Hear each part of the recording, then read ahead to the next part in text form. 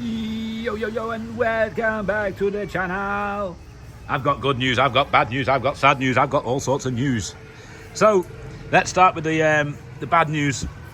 Some little girl who goes to me son's class vanished about 48 hours ago on her way home from school at lunchtime. She never made it back to the house. She hasn't been seen again since. And there's another kid as well, I don't know whether it's a boy or a girl, how old, but there's another one from the same area who's vanished as well. Very, very sad. I did a little story the other day on a little post about some lad who'd gone missing, another lad who was about 10 years old, I think he was. Turns out that he's been found safe and well. He went to his grandma's house, walked there about 15 kilometres because he was scared of what his mum would say because he broke something in the house or something like that. So his grandma didn't have a phone in the forest. She let him stay there the night, and then the following morning took him back to his mum. So he's home safe and well, but as for the little 8-year-old girl and who goes to me son's school, I don't know what's going to go on there. I don't even want to speculate. So there's the sad news. Good news is I had an offer for my car park in Liverpool. I got a car park. I don't know whether you've seen me car park videos on the place in Liverpool there, on my business there, but looking to sell it, and looking to sell it as a development, really, to develop it with a company who wants to develop the land. Basically, we put the land in, they put the building in, and we make some profit between us. But I had a cash offer, a sneaky cash offer, I would say, of €600,000, around that sort of price. I think it's like £585,000. It's the biggest offer I've ever had in my life, but it's not enough. Just not enough, is it? So, unfortunately, I won't be going for that.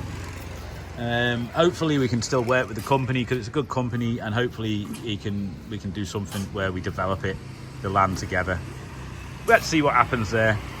So, yeah, the offers are coming in. Sal, my mate, on his motorbike. What else has gone down? Oh, a funny story. You're going to like this. Like, this is a funny story. A sad story, but a funny story.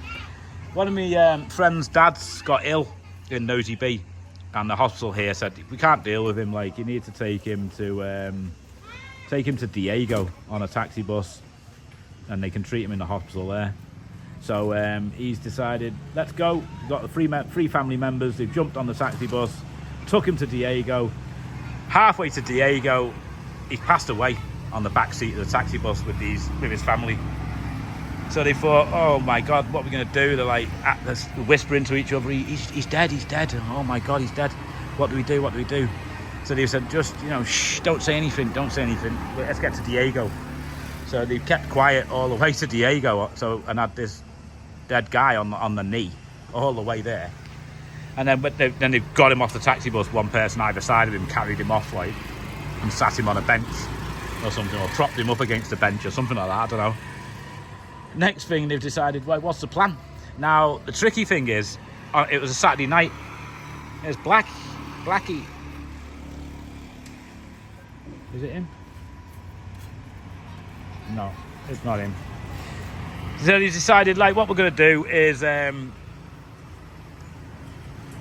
going to have to get him back to Hellville, to Nosy B. Now, to do that, you need to get a coffin. You need to put him on the roof of the taxi bus. You need to pay for the whole taxi bus for just the family and friends of the deceased. And then it's going to cost quite a bit. Like, you're probably looking €300 or something like that for that. And then on top of that, you need to get him on a boat. So you need to hire a boat as well. You can't just put him on a boat with loads of tourists and other passengers, can you? So that's going to be a little bit more. So probably €400, €500 with the paperwork. You have to wait in Diego the Saturday night, the Sunday, with no hotels, no nothing.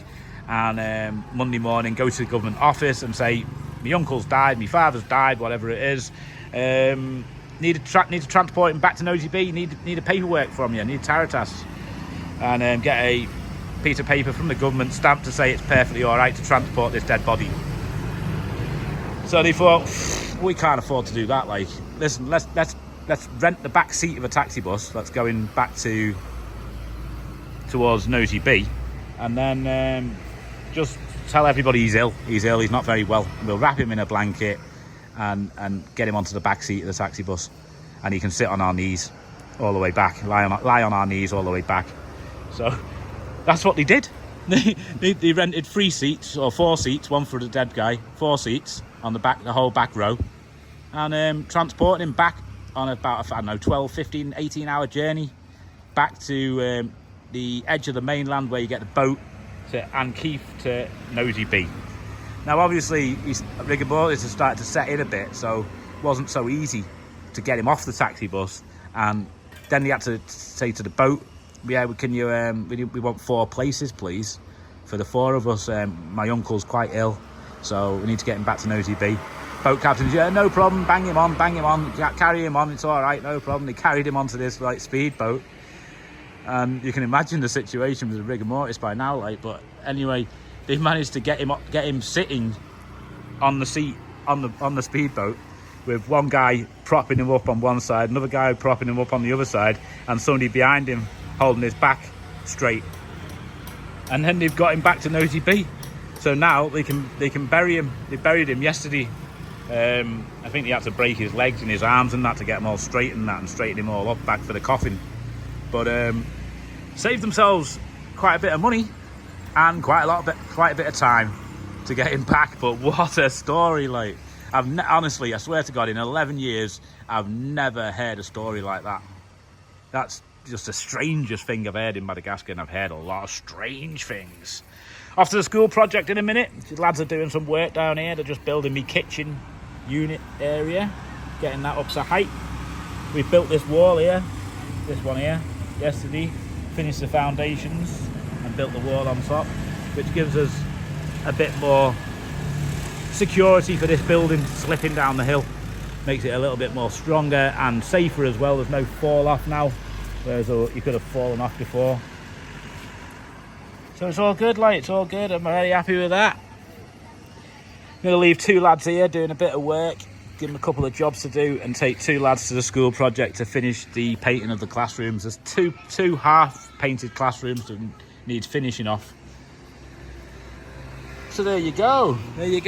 That's it for this video.